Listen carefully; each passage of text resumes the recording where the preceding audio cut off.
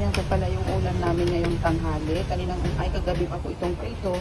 Hindi po namin naubos. Ang gagawin ko po, kanina umaga hindi rin naman po makain. Isang peraso lang po. Ngayon po ay lulutuin ko po, sasagwan ko po siya. Ayan, tsaka talbos ng kamote. Yan po ginagawa ko kapag may mga natitira pong ulam. Hindi na po ako bumibili po sa araw. I-recycle ko na lang po kung iba na pong klase pagluluto niya. Pag ilalagay ko na nga po yung isda, talbos po ng kamote nilalagay ko.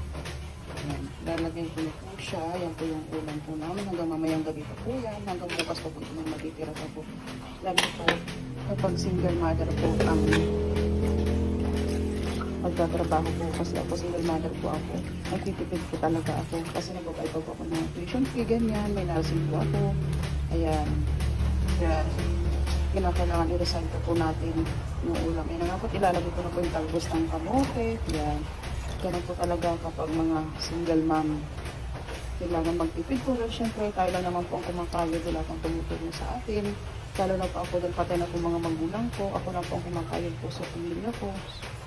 Kaya ito, inaano ko po siya.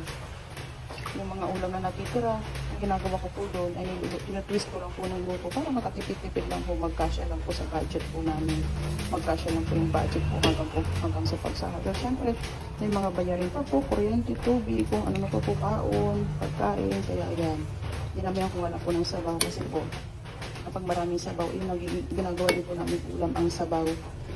Kapag wala na pong isda, pag konti na po yung isda, nakakainin lang po sa sabaw po yung marami, pwede na po sa amin yun. Maraming salamat po Lord sa Panginoon. Thank you po sa biyaya.